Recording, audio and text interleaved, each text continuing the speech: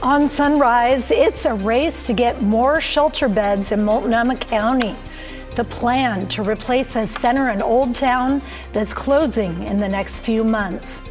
Plus, Oregon firefighters return home after battling wildfires in Los Angeles. We're there for a big homecoming. Your news starts now.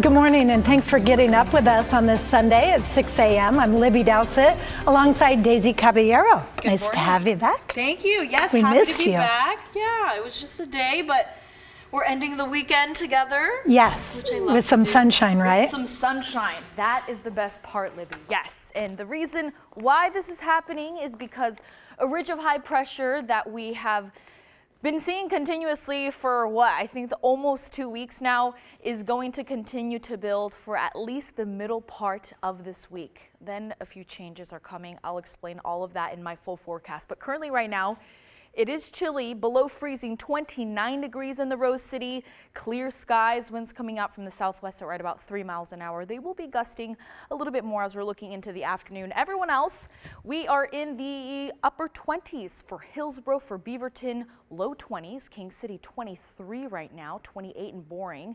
Looking at the Dalles in the teens, as well as Bend and John Day 13 as well. We're also seeing some single-digit temperatures over east as well. So we do have a cold weather advisory in place for much of the west side of the state this morning, all the way until about 10 o'clock. Then after that, the sunshine that we know and love will be coming up, and we'll be seeing temperatures of 44 degrees by noon, 42 by 5 o'clock with that sunset at 5:09. Libby, back to you. Thank you, Daisy. Multnomah County scrambling to add more emergency shelter beds after an announcement that a shelter set up in Old Town during COVID will close this spring. But as John Adams explains, a solution could be found at a facility already offering beds for people in need. The needs for the beds have never been greater than they are today. Alan Evans is the president and founder of Helping Hands Outreach Centers. The centers shelter around 600 people across 5 area counties. One is Bybee Lake's Hope Center in North Portland. The facility has the space to expand, but so far hasn't been able to obtain funding to do so. A tough reality for Evans to accept when he sees unsheltered people in Portland. And I see this problem and I want to just pick people up and go, come on. But behind that, we have to be staffed to be able to do that correctly. But 100 additional beds at Bybee Lakes may soon be funded. Evans is in discussions with Multnomah County to make that happen, with a shelter in Old Town set to close in March. Well, it was a pandemic era shelter. It was always designed to be temporary. Dan Field, director of the Joint Office of Homeless Services, says the shelter located at Portland's former Greyhound station isn't a viable long-term option due to the condition of the building. That's why the Joint Office is now looking to Bybee Lakes for a possible expansion. The entities already have a partnership, with the Joint Office currently funding 175 beds there. What we've been doing is sitting there going, okay, look, here's what the cost is. Here's how we can provide this service. And let's figure out ways that we can fund that so we can help these people because they need help right now. Field acknowledges that a long-term solution to the area's homeless problem will only come with more permanent housing being built, but says shelter space must be in place as a stopgap. And we don't have enough housing for people. So we need emergency shelter as an interim solution until we can build and retain enough housing for everybody. Local and state transportation leaders want Oregon lawmakers to take a closer look at how they fund transportation. Friday, they got together along this road in Corbett to highlight the struggles that county road crews face as they try to fix roads and bridges on a limited budget.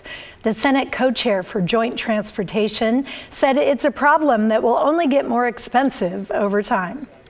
Many of them are at the end of their useful life, and so the problem is when we defer maintenance, like you see here, the longer you do that, the harder it is to recover, repair and recover the roadbed. He says lawmakers will likely consider adjusting the state's gas tax and look into how hybrid and electric vehicle drivers can contribute.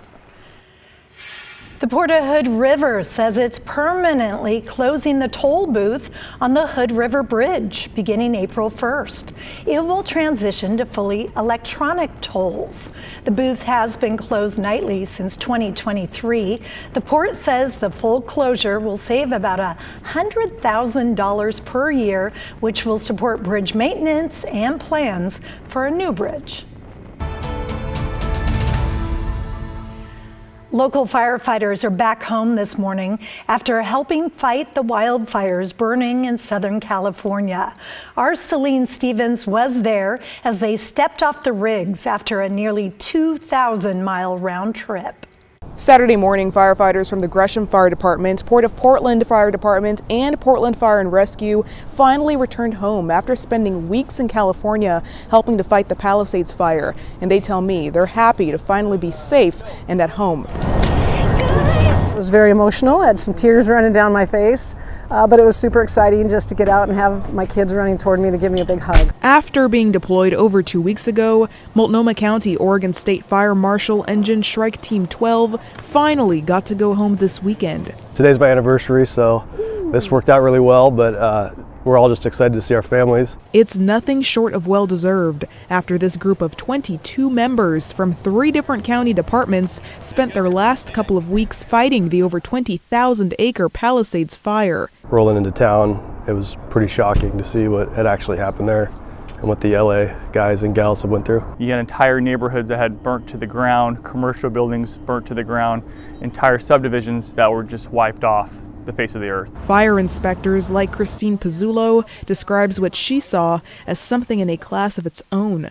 With the wildland-urban interface and all of the homes involved and the 100-mile-an-hour winds, in my career of doing this in over 30 years combined, this has definitely been something that I have never experienced. Just to see that magnitude of devastation, it's going to take some processing for sure. Her wife, Amanda Kester, says it's been a long 18 days without her. So she and their kids surprised Pizzulo as she got off the engine. The kids definitely missed her, so when I asked them this morning when they got up if they wanted to wait at home for Mama to come back or if they wanted to go to the fire station and see them roll in, they both immediately screamed in unison, fire stations. Although it was challenging, many also said they were grateful for the experience and glad they were able to help their friends in uniform down south. Keep LA in your thoughts, firefighters, first responders down there. I can't even describe what they went through and what they had to do, and it's pretty incredible. In Northeast Portland, Celine Stevens, KGW News. The Oregon Department of Forestry also welcomed back its crews that traveled to the fires in California. Its 6 strike teams were split between the 2 largest fires during the past 2 weeks. We spoke with one of the strike team leaders who told us emotions were high during their deployment. In both cities, actually, there was quite a lot of devastation, large plumes of smoke coming up, and a lot of emergency equipment moving around, so a high amount of activity and urgency. He said this mission not only supports firefighters in Southern California, but also gives Oregon firefighters experience they can use when it comes to local fires.